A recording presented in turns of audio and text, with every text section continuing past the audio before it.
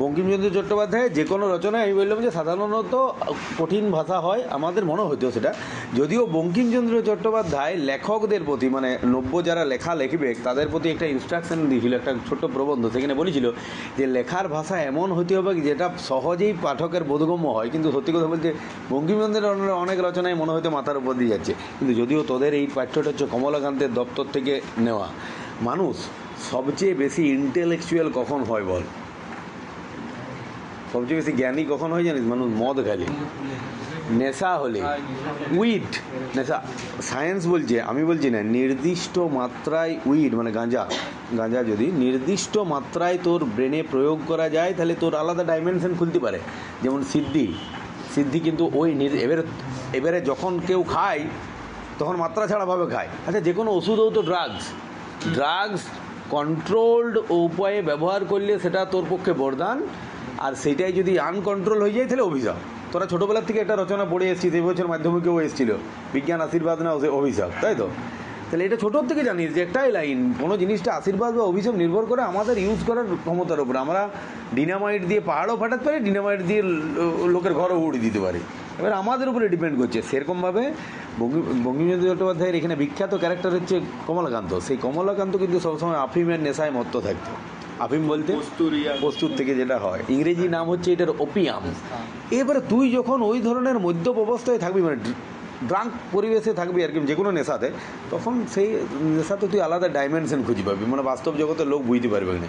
কারণ আমাদের একটা বিশেষ সিচুয়েশনে একজন, মানে আমি কোনোদিন নেশা করিনি, আগে ক্লিয়ার করে দিই।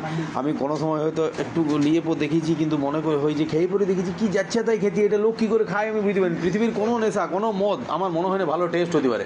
লোক ঢং করতে খায়, পরে আর বাগাতে পারে না। সিগারেটও তাই, সিগারেট কোনো মতেই টেস্টি হতেই পারে না। ধোঁয়া কার টেস্টি লাগবে? তো মুখে পাইপ দিয়ে 1 কুইন্টাল ধোঁয়া ঢুকিয়ে দেয়, কী হবে? ওরা হতে পারে না, টেস্টি হতে পারে না।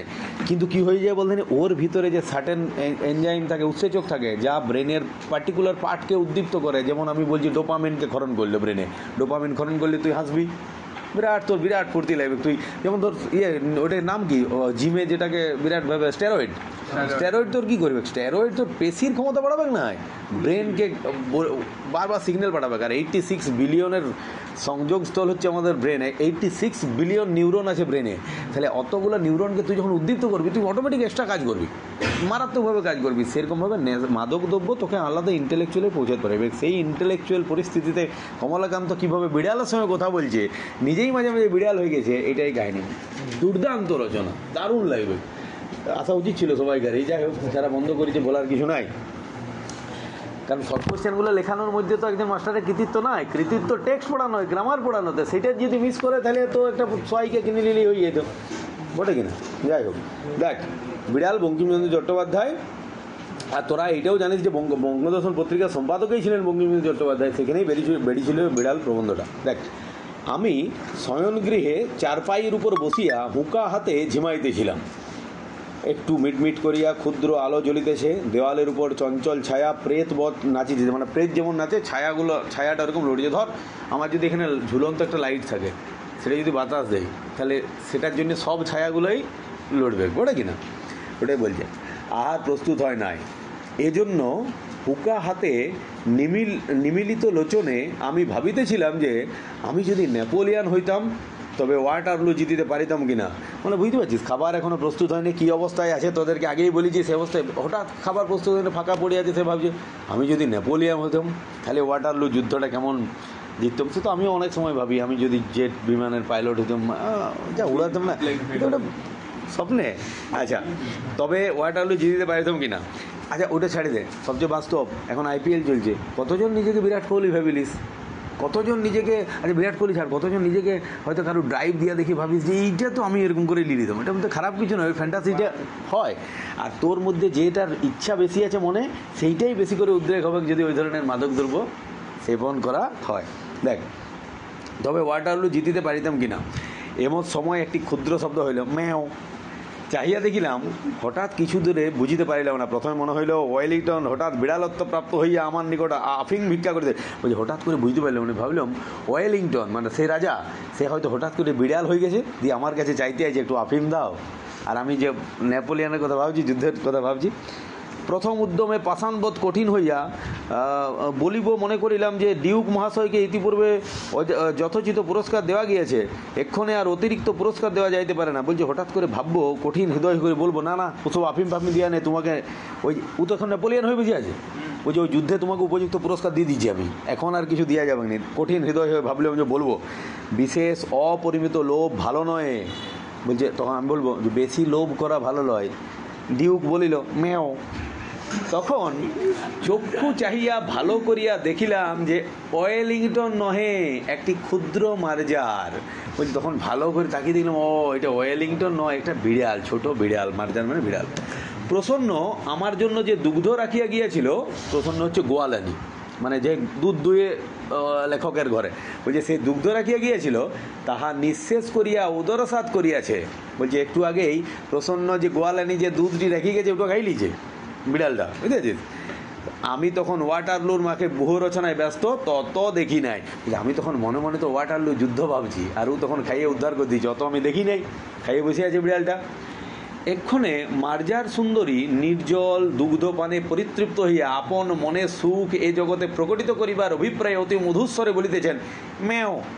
মানে বলছে এই সময় মার্জার সুন্দরী মানে বিড়াল সুন্দরী আছে বর, ওই যে অত সুন্দর দুধটা খেয়ে এসেছে, ওইটা যে কত ভালো লেগেছে, আমরা যেমন বলি আহা, সেরকম বলল মেও। বলিতে পারি না, বুঝি তাহার ভিতর একটু ব্যঙ্গ ছিল। বলছে বুঝতেও পারিনি, হয়তো ওইটা ব্যঙ্গ করেও আমাকে বলছে মেও, মানে দেখ তো সামনে খাই দিলাম আর কি। আচ্ছা দেখ,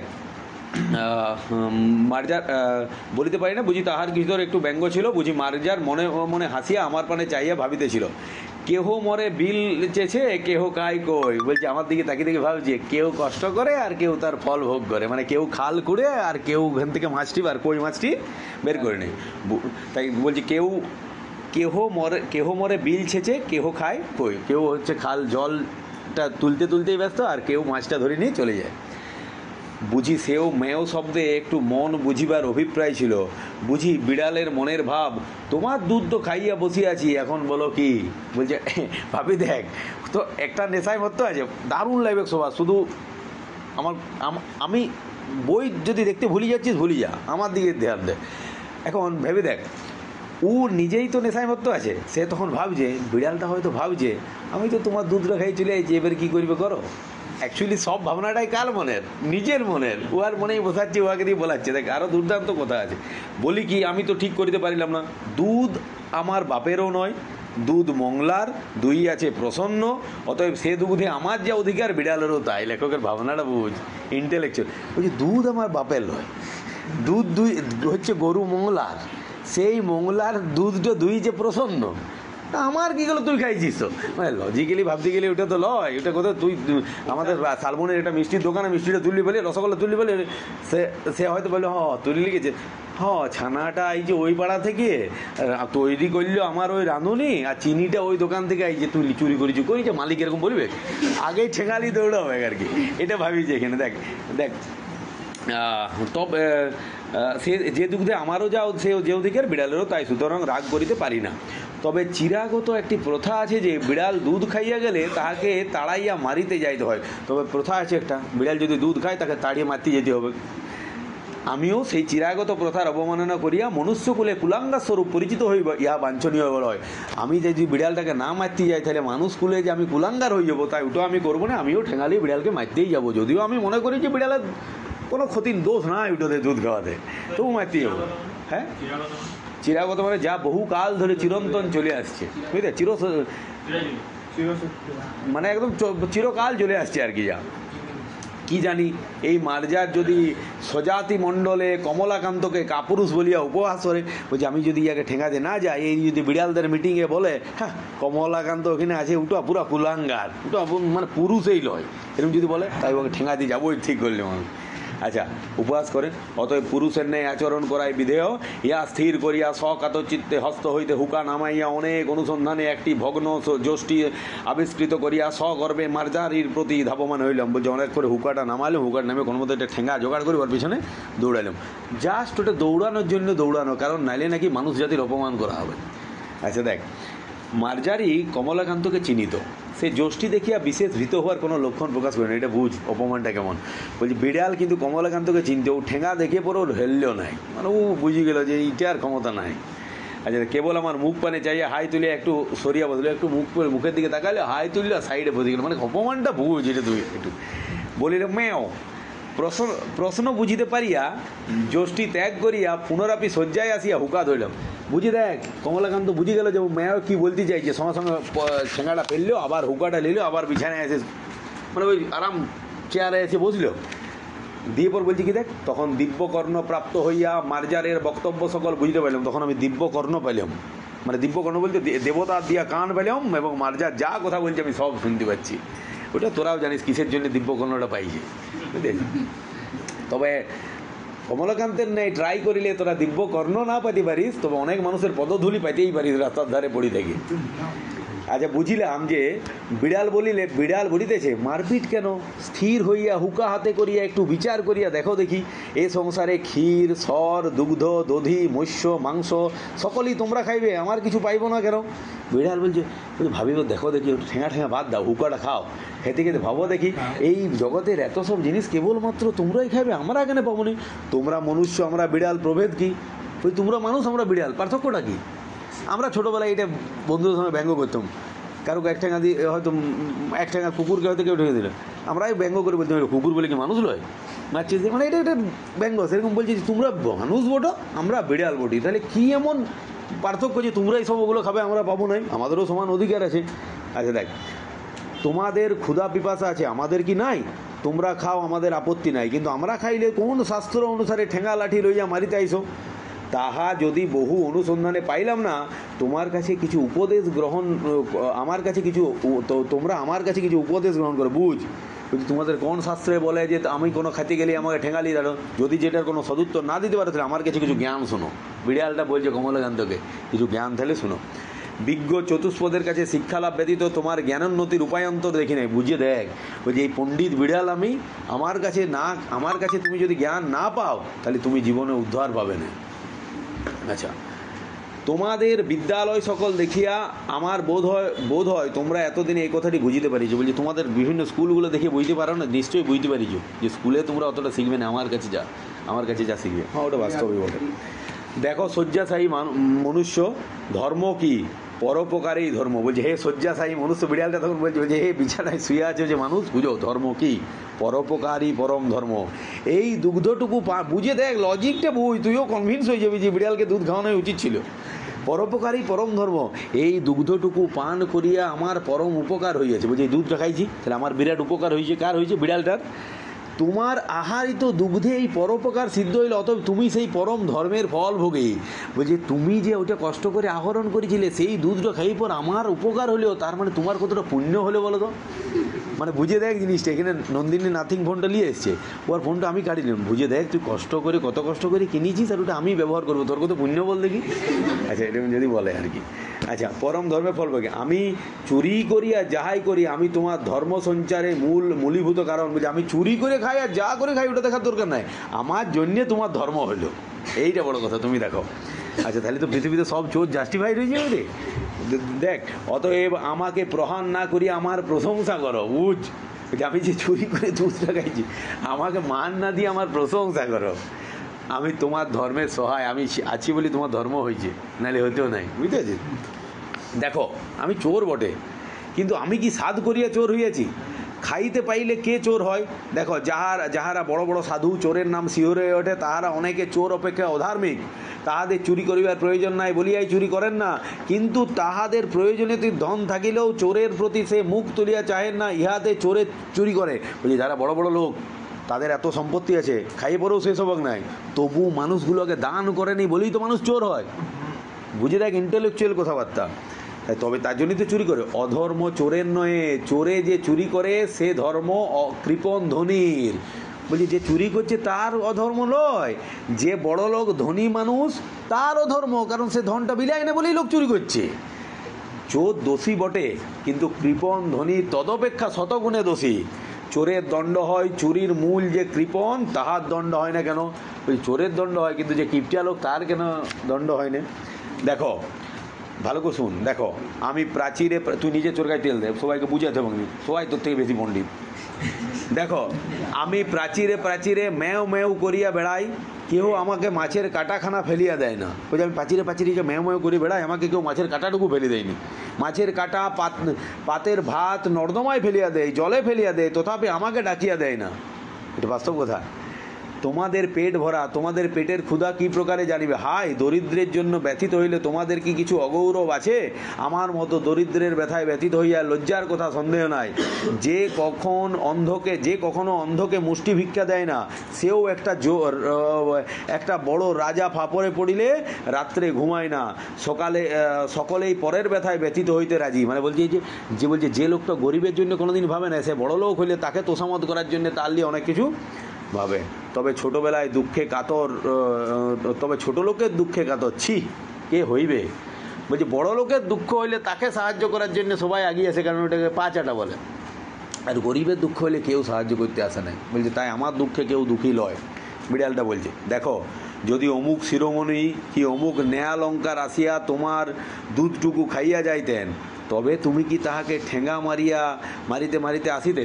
শুন অত খারাপও পড়াচ্ছি নেই, শুন ওগুলো না ভেগ করি। বলছে দেখো যদি অমুক শিরোমণি কি অমুক ন্যায়ালঙ্কার আসিয়া তোমার দুধটুকু খাইয়া যাইতেন, তবে তুমি কি তাহাকে ঠেঙা মারিয়া। তাহলে ভালো করে ব্যাপারটা বোঝ, এখানে কিন্তু সমাজের ডিপেন্ড। মনে কর তোর ঘরে একটা ছিঁচকা চোর চুরি করছে, তাকে একটা মারও মাটিতে পড়বে না। তোর ঘরে চুরি করতে আইছে ধর একজন বড় তৃণমূলের বা সিপিএমের বা বিজেপির নেতা, তখন তুই কিন্তু ওই পরিমাণ মারটা দিতে লাগবি। দুটো তিনটা কারণ, এক হচ্ছে বড় পাওয়ারফুল, দ্বিতীয় হচ্ছে কি ভাববি তো চুরি করতে পারেনি, হয়তো কিছু অসুবিধা হয়েছে যে দ্বিতীয়। কিন্তু সবচেয়ে বড় কারণ এইটাই হবে না, ইয়াকে এখন ছাড়ি দিই, ইয়ার অনেক শক্তি পরে আমারই কাজে লাগবে, এটাই বলছে। দেখ বরং জোড় হাত করিয়া বলিতেন আরেকটু কি আনিয়া দিব। বলছি ওইরকম লোক চুরি করতে আলিয়ে শুধু চুরি তো করতে হইতো, ঘরের আরেকটু যে ওইটা খুঁজে পালিয়ে না তুমি, ওইটাও লাও, ওই টাইপের বলতে হয়। তবে আমার বেলায় লাঠি কেন? তুমি বলিবে তাহারা অতি পণ্ডিত বড় মান্য লোক, পণ্ডিত বা মান্য বলিয়া কি আমার অপেক্ষা তাহার ক্ষুধা বেশি। বলছে তুমি বলবে না ওরা জ্ঞানীগুণী পণ্ডিত ব্যক্তি, তাই চুরি করছে, তবু সম্মান করবো ওদেরকে সম্মানই করবো। তবে আমার খিদাটা তো ওদের থেকে বেশি, বলো তাহলে যার খিদা বেশি সেই বেশি চুরি করবে। তা তো নয়, তেলা মাথায় তেল দিয়া মনুষ্য জাতির রোগ। এই তেলা মাথায় তেল দিয়া মানেই হচ্ছে তোষামত করা, তোরা জানিস। দরিদ্রের ক্ষুধা কেহ বুঝে না, যে খাইতে বলিলে বিরক্ত হয় তাহার জন্য ভোজের আয়োজন করো, আর যে ক্ষুধার জ্বালায় বিনা আহ্বানেই তোমার অন্ন খাইয়া ফেলে চোর বলিয়া তাহার দণ্ড করো। ছি ছি। মানে কি বলছি বলতো, যে বড় লোকের ঘরের মনে করে দেখ, ও গানটা পরে করবি ছি ছি ননি,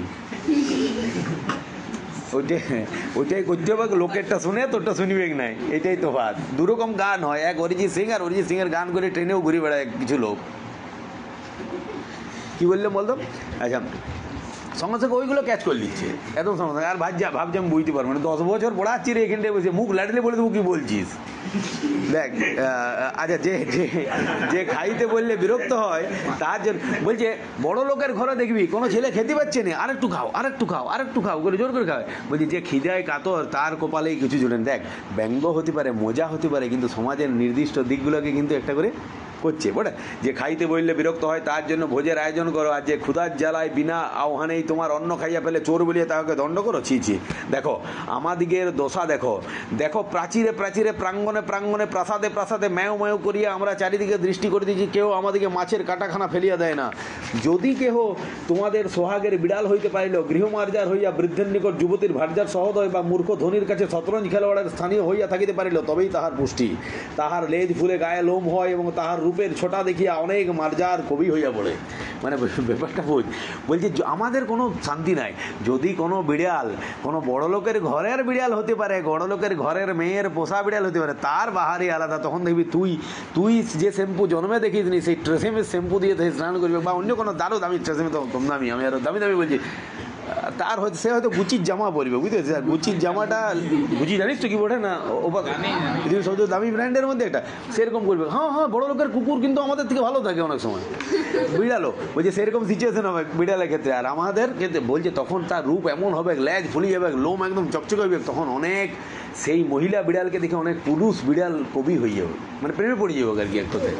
আচ্ছা দেখ আর আমাদিকে দশা দেখো, আহার ভাবে উদর কৃষ, অস্থি পরিদৃশ্যমান, লাঙ্গুল বিনত, দাঁত বাহির হইয়াছে, জিহ্বা ঝুলিয়া পড়িয়াছে, অবিরত আহার ভাবে ডাকিছে ম্যাও ম্যাও, খাইতে পাই না, বুঝলি। আর আমাদিকে দেখো পেট ভিতরে ঢুকে গেছে, সিদ্ধাড়া বেরিয়ে গেছে, হাড় বেরিয়ে গেছে, লেজ সরু হয়ে গেছে, জিভ পড়িয়ে যাচ্ছে, শুধু খাবার দাও করে চেঁচাচ্ছি। আমাদের কালো চামড়া দেখিয়া ঘৃণা করিও না, এই পৃথিবীতে মৎস্য মাংসে আমাদের কিছু অধিকার আছে, খাইতে দাও নইলে চুরি করিব, বলছে। দারুণ। আচ্ছা, আমাদের কৃষ্ণচর্ম শুষ্ক মুখ, ক্ষীণ সকরুণ ম্যাও ম্যাও শুনিয়া তোমাদিকে কি দুঃখ হয় না? চোরের দণ্ড আছে, নির্দয়তার কি দণ্ড নাই? দরিদ্রের আহার সংগ্রহের দণ্ড আছে, ধনীর কার্পণ্যের দণ্ড নাই কেন? তুমি কমলাকান্ত দূরদর্শী, কেননা আফিম ঘোর। ও কি দারুণ লাইন! বলছে তুমি কমলাকান্তি, তুমি অনেক কিছু জানো, কারণ আমি এটা গোটা বাংলায় আফিমটা তো তুমি বিরাট কিছু জানো, কারণ তুমি হচ্ছে মাতাল। এটাই বলতে চাইছে এক কথায় আর কি।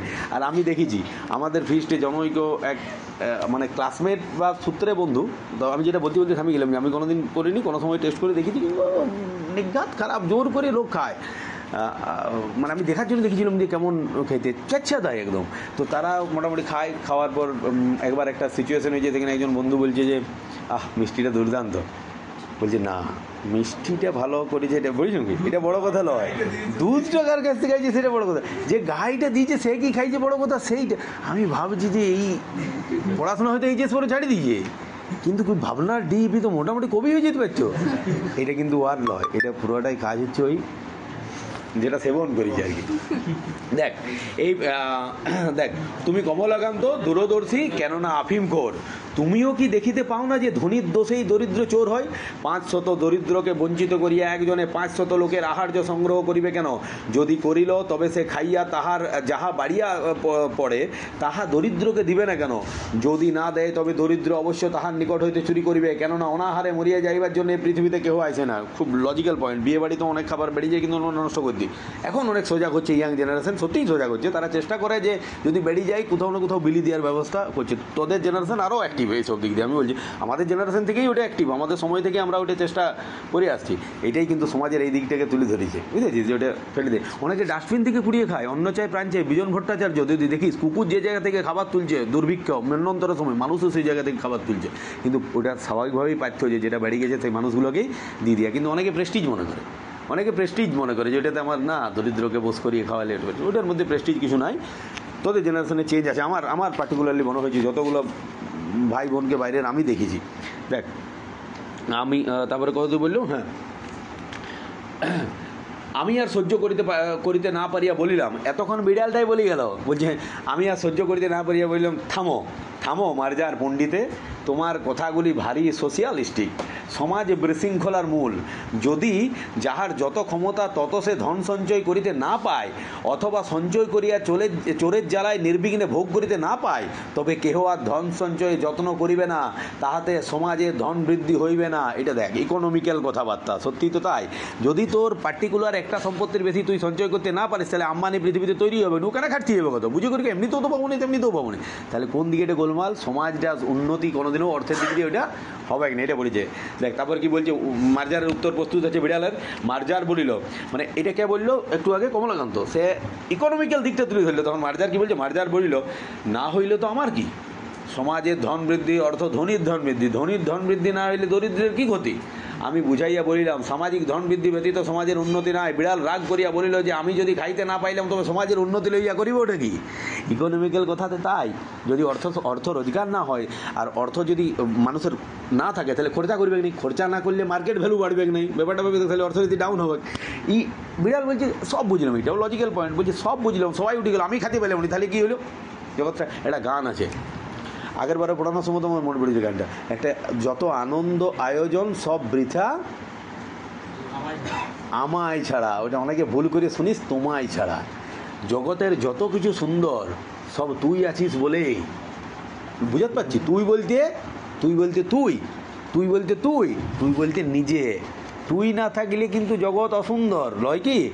আচ্ছা, আমরা যেটা বলি, একজন নারী একজন পুরুষকে, বা একজন পুরুষ একজন নারীকে বলছি, মানে তুমি না থাকলে আমি সূর্য দেখতে পাইনি, তুমি পরের দিনেও দেখতে পাবি, কানা হয়ে যাবি না, রেটিনা থাকবে সমান পরিমাণ, সব চলবে জগৎ, কিন্তু নিজে না থাকলে সত্যি সত্যি কিছু দেখতে পারবি না।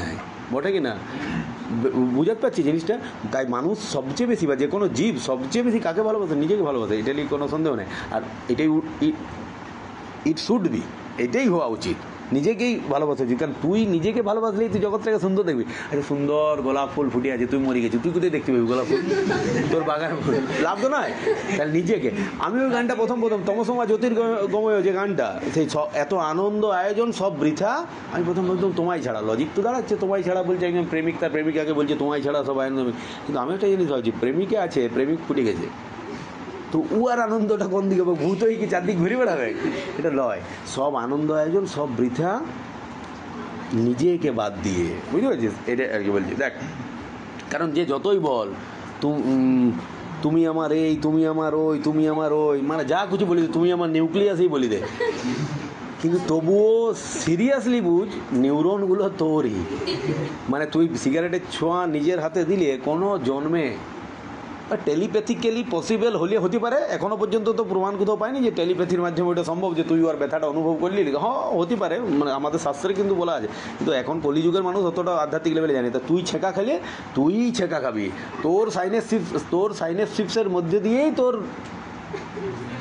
সেরিব্রাল স্পাইনাল ফ্লুইড দিয়ে হয়েই যাবে, কিছু করার অন্য কারোর কাছে যাবে নাই। ওটা শুধুমাত্র প্রেমের কবিতাতেই ভালো, বাকি নিজের ক্ষেত্রেই, বুঝেছিস? আচ্ছা দেখ, বিড়ালকে বুঝানো দায় হইল, যে বিচারক বা নৈয়ায়িক কোসমিনকালে, ভালো করে বুঝ, যে বিচারক বা নৈয়ায়িক কোসমিনকালে কেহ তাহাকে কিছু বুঝাইতে পারে না। বলছে যে বিচারক, যে নিজেই সব কিছু বুঝে বসে আছে, ওয়াকে কোনোদিন কেউ কিছু বুঝাতে পারে না, তাই বিড়ালকেও আমি বুঝাতে পারছি না। নৈয়ায়িক মানে বিচারক, বলে দিয়েছে বিচারক বা নৈয়ায়িক। দেখ, বিড়ালকে বুঝানো দায় হইল, যে বিচারক বা নৈয়ায়িক কোসমিনকালে কেউ তাহাকে বুঝাইতে পারে না। এ মার্জার সুবিচারক এবং সুতার্কিকও বটে, সুতরাং না বুঝার পক্ষে ইহার অধিকার আছে। বলছি ই শুধু সুন্দর বিচারকও লয়, সুতার্কিকও বটে, তর্ক করতেও ভালো জানে। তর্ক বলতে কিন্তু ফালতু তর্ক লয়, লজিক্যাল তর্ক করতে পারে। তাই ইয়াকে বুঝানো যাবে নাই, তাই আর না বুঝার অধিকারও আছে। অতএব ইহার উপর রাগ না করিয়া বলিলাম, সমাজের উন্নতিতে দরিদ্রের প্রয়োজন না থাকিলে না থাকিতে পারে, কিন্তু ধনী দিগের বিশেষ প্রয়োজন, অতএব চোরের দণ্ডবিধান কর্তব্য। বলছি সমাজের ইকোনমিকের উন্নতিতে দরিদ্রের যত না অবদান, বড় লোকের অবদান বেশি, তাই চুরি করলে তাকে সাজা দিতেই হবে। মার্জারি মহাশয়া বলিলেন, চোরকে ফাঁসি দাও, তাহাতে আমার আপত্তি নাই, কিন্তু তাহার সঙ্গে আরেকটি নিয়ম করো, যে বিচারক চোরকে সাজা দিবেন তিনি আগে 3 দিবস উপবাস করিবেন, তাহাতে যদি তাহার চুরি করিয়া খাইতে ইচ্ছা না করে, তবে তিনি স্বচ্ছন্দে চোরকে ফাঁসি দেবেন। কি লজিক্যাল কথাবার্তা লয় কি? বলছি খাবারের দায়ে যে চুরি করেছে তাকে সাজা দেওয়ার আগে যে সাজাটা দিচ্ছে, সে যেন 3 দিন উপবাস করে, তারপরে ঘরের যে কোনো খাবার হাতড়াবে, সে যদি না করে তখন সে সাজাটা দেখ। আজকেও এরকম একটা বিচার হয়েছে 2016 চাকরি প্রার্থীদের প্রতি, অন্যায় বিচার। ঠিকই যাবে, আবার ব্যাক করবে, আবার যারা সৎভাবে যোগ্যভাবে চাকরি পাইছে তারা আবার বাউন্স ব্যাক করবে, কোনো সন্দেহ নাই। আমি সরাসরি যুক্ত লই, কিন্তু আমার বহু বন্ধু বান্ধবী সবাই যুক্ত, আমি সবাই জানি সৎ। আমি অসৎ লোক একটাও দেখিনি বলতে, আমি সত্যিই জানি সৎ, মানে এমনি লয় যে আমি বাইরে থেকে বলছি, আমি জানি সৎ। আমার সবচেয়ে কাছের বন্ধুটি এইটাতে আছে, আমি জানি সৎ, চরম সৎ। অসৎ মানে অসতের সুযোগ থাকলেও অসৎ জন্য, তাহলে এটা অন্যায় বিচার হয়েছে, একদম অন্যায় বিচার হয়েছে, আমি জানি। আবার বাউন্স ব্যাক করে যাবো। ওই বিচারকের যদি নিজের ভাতটা বন্ধ হয়ে যেত, তাহলে ও ওই বিচারটা করতে পারছ নাই। মানে এটাতে কতটা মিল লয় কি? ওর ঘরের যদি খাবারটা বন্ধ হয়ে যেত, ওর ঘরের সংসার চলাটা কালকের থেকে সন্দেহ হয়ে যেত, তাহলে এটা বিচারটা দিত নাই, যে বিচার রায়টা আজকে দিয়েছে। মানে সেই কারুর দোষে কারুকে পুরোটাই সাজা দিয়ে দিল আর কি, ঠিক নয়। আবার ফিরে আসবে ঠিক আছে, কিন্তু যে সময়টা ধর ওইটা যন্ত্রণার সময়, কষ্টের সময়। আচ্ছা দেখ, আচ্ছা সমাজের উন্নতিতে দরিদ্রের প্রয়োজন না থাকলে না থাকিতে পারে, কিন্তু ধনীদিগের বিশেষ প্রয়োজন, অতএব চোরের দণ্ডবিধান কর্তব্য। এই জন্য আমি ভেবেছিলাম আজকে টিউশনিও ছুটি দিয়ে দেবো। তারপরে সময়ের সঙ্গে সঙ্গে ভাবলাম যে ওটাতে কোনো সলিউশন হবে কিনা। মার্জারি মহাশয়া বলিলেন চোরকে ফাঁসি দাও, তাহাতে আমার আপত্তি নাই, কিন্তু তাহার সঙ্গে আরেকটি নিয়ম করো, যে বিচারক চোরকে সাজা দিবেন তিনি আগে 3 দিবস উপবাস করিবেন, তাহাতে যদি তাহার চুরি করিয়া খাইতে ইচ্ছা না করে, তবে তিনি স্বচ্ছন্দে চোরকে ফাঁসি দিবেন। তুমি আমাকে মারিতে লাঠি তুলিয়াছ, তুমি অদ্য হইতে 3 দিবস উপবাস করিয়া দেখো। তুমি যদি ইতিমধ্যে নসিরাম বাবুর ভাড়ার ঘরে ধরা না পড়ো, তবে আমাকে ঠেঙাইয়া মারিও, আমি আপত্তি করিব না। নসিরাম বাবু একটা ধর ক্যারেক্টার, যার হয়তো ভাড়ার ঘরে প্রচুর খাবার আছে, বলছি তুমিও উপাস করো, দেখো 3 দিন পরে তোমার মন যদি না উয়ার ভাড়ার ঘরে যেয়ে দেখা পাই তোমাকে যে ওখানে তুমি খাবার চুরি করছো, তাহলে আমাকে ঠেঙাবে।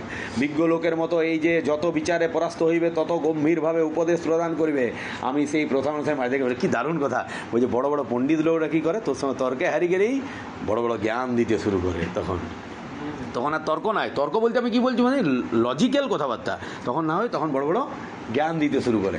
কি বলছে, এ সকল অতি নীতিবিরুদ্ধ কথা, ইহার আন্দোলনেও পাপ আছে, তুমি এ সকল দুশ্চিন্তা পরিত্যাগ করিয়া ধর্মাচরণে মন দাও। তখন বলছি, যখন থেকে কমলাকান্ত আর তর্ক করতে পারল না বিড়ালটার সঙ্গে, তখন বলছে যে এইসব অনেক অধর্মিক কথাবার্তা ওসব বাদ দাও, তুমি ধর্মাচরণে মন দাও। দেখ, তুমি এ সকল দুশ্চিন্তা পরিত্যাগ করিয়া ধর্মাচরণে মন দাও, ধর্মাচরণে মন দাও। তুমি যদি চাহো তবে পাঠ্যার্থে তোমাকে আমি নিউম্যান ও পার্কারের গ্রন্থ দিতে পারি। বলছে তুমি যদি চাও তাহলে নিউম্যান পার্কারের দুজনের লেখকের ভালো বই তোমাকে দিতে পারি, পড়বে। আর কমলাকান্তের দপ্তর পড়িলেও কিছু কিছু উপকার হইতে পারো। আর নিজের অ্যাডভার্টাইজ, নিজের প্রচার করলে আর কি যে কমলাকান্তের দপ্তর পড়লেও তোমার কিছু জ্ঞানের সঞ্চার হতে পারে। আর কিছু হোক না হোক, আফিমের অসীম মহিমা বুঝিতে পারবে। বলছে কমলাকান্তের দপ্তর পড়লেও তোমার জ্ঞানের অধিক হতে পারে, তো আর কিছু হোক বা নাই হোক, আফিম খালি কত যে উদ্ধার হবে কত রকমভাবে, সেইটা তুমি বুঝতে পারবে। এক্ষণে স্বস্থানে গমন করো, প্রসন্ন কাল কিছু ছানা দিবে বলিয়াছে, জলযোগের সময় আসিও, উভয়ে ভাগ করিয়া খাইব। বলছি এখন তুমি এই জায়গাটা ত্যাগ করো, প্রসন্ন কালকে কিছু ছানা দিবে বলিছে, কালকে তোমার ভাগ করেই খাবো না হয়। আচ্ছা দেখ, অদ্য আর কাহারও হাঁড়ি খাইও না, বরং ক্ষুদায় যদি নিতান্ত অধীর হও তবে পুনর্বার আসিও, এক সরিষাভর আফিম দিব। এটা বিরাট ডিপ লাইন, বিরাট ডিপ। বলছে এখন আর কারো হাঁড়ি খাইতে যাও না, যদি ইয়ার পরেও খিদা পায় আমার কাছে আসবে, একটু আফিম দিয়ে দেবো। ভালো করে বুঝ, এটার একটা ডিপ পয়েন্টও আছে। সরকার তোকে কখন ভুলিয়ে ফুসলিয়ে রাখার চেষ্টা করে, যখন তোর পেটের অন্ন সংস্থান দেওয়ার ক্ষমতা সরকারের নাই, তখন তোকে আবল তাবল জিনিসে ঘুরাবে। যখন তোকে চাকরি দেওয়ার ক্ষমতা নাই, তখন তোকে লক্ষ্মী ভাণ্ডার দিবে। যখন তোকে চাকরি দেওয়ার ক্ষমতা নাই, তখন তোকে কৃষি লোন, এই লোন ওই লোন, চাষির জমি নয় তবু চাষি লোন দিবে। কখন দিবে? এগুলো হচ্ছে ওয়ান টাইপ অফ আফিম। তোকে হঠাৎ করে বললাম যুবশ্রী পাবি, 18 বছর হইলে 1500 টাকা করে পাবি, বিনিময়ে কি করলাম বললি, কোনো চাকরির নিয়োগ নাই। তুই প্রথমে ফকেটে 1500, ফকেটে তুই যে চাকরি করে 50,000 পাতিস, 40,000 পাতিস, সে রাস্তাটা তো বন্ধ করে দিল সরকার। এটা এক ধরনের নেশা লয়। আজকে লক্ষ্মী ভাণ্ডার কারোকে বাদ দিয়ে বল, মেয়েরা ছাড়তে পারবে না, কারণ ওটা নেশায় ঢুকে গেছে। ভাতা ওয়ান টাইপ অফ নেশা, পকেটে পাওয়ার একটা নেশা। কিন্তু ভুলে যাচ্ছে আজকে যে ভাতা নিচ্ছে তার ঘরের সংসারের পরবর্তী জেনারেশনের চাকরি জুটবে না, কারণ ওইটাই তো করে দিচ্ছে ভিক্ষা। বুঝতে পারলে সোশ্যালের সমাজের কোন দিকটাকে বঙ্কিমচন্দ্র চট্টোপাধ্যায় ভেঙে দিল, সাধারণভাবে পড়লে কিছুই বুঝতে পারবি। ভিতরের বেনি হচ্ছে এই এতটা ডেঞ্জারাস। যখন বলছে যদি জনগণকে বলছে যদি তোমার আরও খিদে পায় তাহলে আন্দোলন করো না, তুমি আমার কাছে এসো, আরও একটু নেশার দ্রব্য দেবো। নেশার দ্রব্য কি? আর একটু ভাতা বাড়িয়ে দেবো। জিনিসটা বুঝতে পারলেও জিনিসটা সবাইকে। দেখ, মার্জার বলিল আফিমের বিশেষ প্রয়োজন নাই, তবে হাঁড়ি খাওয়ার কথা ক্ষুধা অনুসারে বিবেচনা করা যাইবে।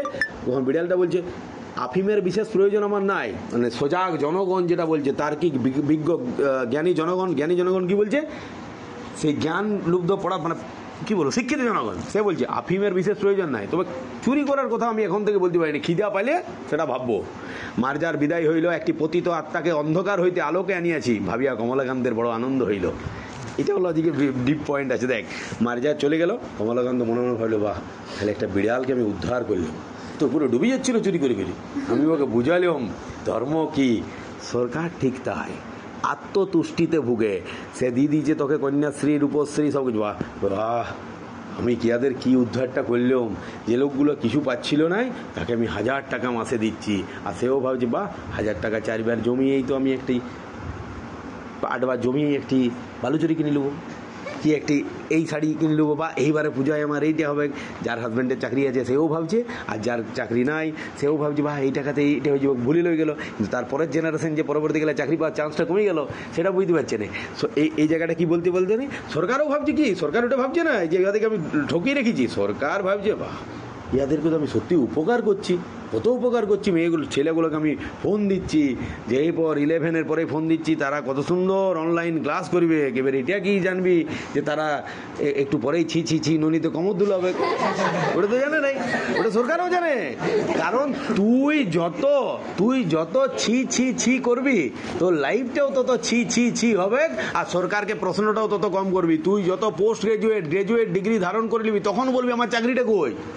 তুই মাধ্যমিক ফেল করে বসে আছিস, তুই সরকারকে কোথায় চাকরি বলবি? তুই বলবি 100 দিনের কাজ কই, দাও 100 দিন, গাঁওতি দাও, গাঁওতি, এটা বলবি। সরকার তো গাঁওতি লি প্রস্তুত, যাও কুড়ো, রাস্তা করো, পাইপ লি যাও, দিয়ে ঢালাই করে দাও উপরটা, দিয়ে আবার কুড়ো। দিয়ে ওই পাইপটা রিপেয়ার করো, দিয়ে ঢাকা দাও, দিয়ে আবার করো, বলো যে এবারে গ্যাস নিয়ে যাবো ওইদিকে, দিয়ে বন্ধ করে দাও, দিয়ে আবার করো, দিয়ে বলে না এটা অন্য কোম্পানির গ্যাস যাবে। মোটামুটি যতবার কুড়বো, যতবার জুবাবো, ততবার টাকা পাবো, কন্ট্রাক্টর থেকে শুরু করে সেই কর্মচারীকে 100 দিনের বেতন। আর কর্মচারী ভাবছে না আমি তো কাজ পাচ্ছি, আরে বাবা তুই 200 টাকা পাচ্ছিস একবার কুড়ের জন্যে, আর তোকে যে খাটাচ্ছে সে 2000 টাকা পাচ্ছে। ওইখানেই তোফাতটা চলছে সব দিকে, ভাঙা গোড়া দেখবি সব রাস্তা এখন শুধু ভাঙচার করছে, ভাঙচার করছে। তুই ভাববি এটা তো একবারই করে দিতে পারছো, একবার করলে কি টাকাটা জুটবে?